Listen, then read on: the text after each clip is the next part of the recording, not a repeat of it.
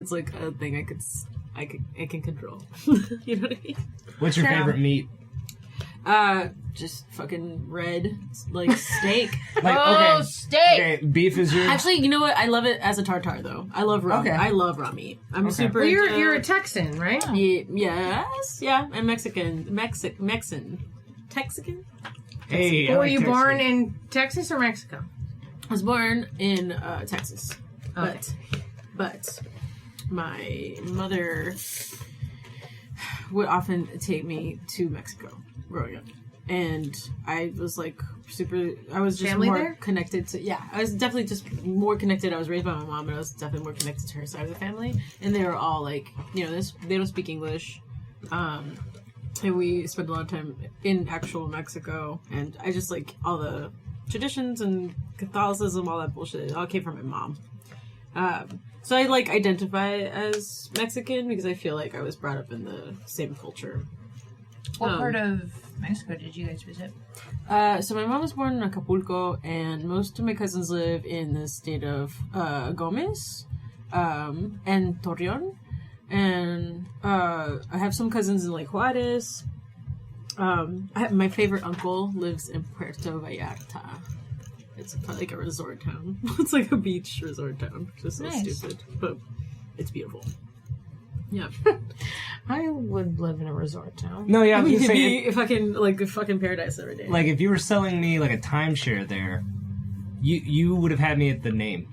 Yeah, You know? for sure. Like, I was just like, ooh, no, I got a vacation. You know I what's got a funny? winter. When you guys are talking about, like, what I'd do if, I try to never really allow myself the idea of that. Like, I'm like, no, this is what you're doing. This is what you're doing. There's not another option. You can't do something else. But, and Puerto Vallarta made me think of it, I used to work in hotels. Oh, you would be so good at that. I really liked working at hotels, and I kind of hit the glass ceiling with the hotels because there's really not that much you can do. But in the interest of not having that much responsibility, working front desk at a hotel in a resort town, not horrible. There's lots of drama and lots of insanity at hotels. Fun. So much crazy stuff happens. That's a plus. That's a selling point, I think. Was it, so I guess being from Texas and visiting Mexico a lot, was it weird when you lived in New York? Was it just like a totally different, you lived in New York, didn't you? Yeah, for a couple of years. No. Well, what's cool about New York is that it has every culture you can imagine living in this under the same umbrella kind of a thing. So the diversity, it's so much better than any other place at doing that. Exactly. The diversity was just, it just felt right. It just felt right to be around a bunch of different kinds of people. Because growing up, I was just around other Hispanic people. And then when I came to Austin for college, and UT was such a breath of fresh air to me. I mean, yeah, mostly white people, but also like white people are in the minority where I grew up. So like, it was like nice to see that. And so going to New York, it was nice to see that. Nice to see white people. It's nice to see just a little accent, just a little clarifying for my general view. But New York was pretty sweet because of that. Where'd you live in New Full York when you lived adventure. there? Brooklyn. I lived in Brooklyn. And I lived in a neighborhood called Bedford-Stuyvesant, but it goes... Oh, good Lord. It's Bed-Stuy. It's also really dangerous. It used to be. But Oh, right. Now been it's gentrified fancy. like crazy. Oh, yeah. Which is... I was like, I always think of it as... With money comes protection. Yeah, what is it? Oh, yeah. No, because I lived in New York in the early 2000s, so it's been a few years since they turned Brooklyn into something else. I'm sure where I lived in Queens is a lot fancier, too. But Queens is nice. It feels peaceful. It feels peaceful. So funny. It's funny because I lived really close to the water, and I really am sad about that now. Like now in my life of no water, I like to imagine, and I did at the time, go and stand there, when you, I don't know if you guys do this, but when I'm in a place and I don't know if I'm going to see it again, I'll spend a moment to just take it in so that later it's in my memory bank and I can be like, oh yes, that's what it was. That's what it looks like. That's what it feels like. And so the water I'll always remember, but at the same time it was there were a lot of things about that place that I was happy to get rid of and wanted to move forward from and all sorts of, life adventures, like anything. When you're like, I'm done with this chapter of my life, Yeah, I need to move on just to the like next you decide one. one day I'm done. Yeah, that's it. It's just part of life. Yeah, it's so wild. But yeah, so whenever I think of New York, I think of Astoria and that kind of thing. So how was Brooklyn? Yeah, I liked it. It was definitely like a thing to get used to at first because I could feel the tension because a lot of people there are like resentful of people from out of state moving there, taking advantage of like, you know, the trends or whatever, and like not assimilating to the lifestyle and not like getting to know surroundings because most of the people that live in those neighborhoods, their families have lived there for like generations. So it's like all these strangers kind of trying to infiltrate the culture and like make this place theirs, but without being respectful of the history. Like we're all just kind of putting up like shoe stores in a place that used to be like there during wartime, like that kind of stuff, you know what I mean? Yeah. Yeah. So it was weird. But I like anything, you just get used to it. Yeah. Yeah, I got used to living there. And I kind of miss like riding the subway. It's the same thing. No, I think that all the time. I've actually found that I will watch Broad City to kind of remember, because like I feel like Broad City is the only show that like acknowledges some of the like bad parts about New York, along with the good. Where like in the first episode, there's something like, "Do you want to come over?" And she's like, "Oh yeah, I mean I could get there in 4 hours." And it's like, that's legit. Like, that's for real. Like, there's nothing untrue about that. If your friend lives in Brooklyn and you live in Queens and you need to get there, there's not like a direct train from one to that. You have to go all the way through Manhattan and then over. It's like, why is that? But it's so great. But at the same time, it's like, yeah, you're right. I miss that too. I'd stand on a train for 2 hours if it meant I could do the things that I could do and also, there. Like, it was cool doing it on your own too. Like, it just gave you this like little pop of independence that like if you get to take ownership of, like, yeah, I'm an individual person. I'm getting myself around. Don't give a shit. Yeah, I don't need a car. I didn't own a car for most of my like 20s because of it. It was like, I don't need to own this. Sure. I keep trying to figure out how the bus system works. I knew, I'm going to start with buses, and then I want to go to trains. Wait. Yes. Google Maps does like everything for you. Like, there's literally. I don't want to do it that way. Wait, what's your question? No, if you just gotta speak. It's not a question. It's just that you were talking about independence. You're very passionate about the bus system.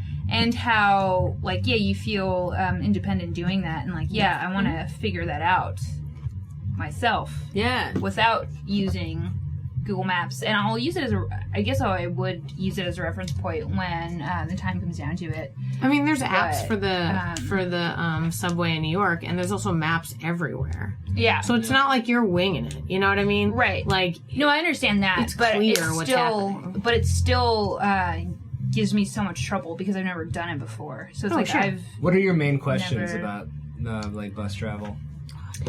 Like bus travel or train travel? I'm gonna be honest. Like, I would say fewer people use the buses in New York than do the trains, because usually you can go there and then there's a lot of walking. I find there's an excessive amount of walking. I understand that, which but I'm just using buses as an example because here you don't really use a train a lot. So I'm trying to tackle it in the sense of like going for a bus first because it's more readily available to me now as opposed to trying an actual train.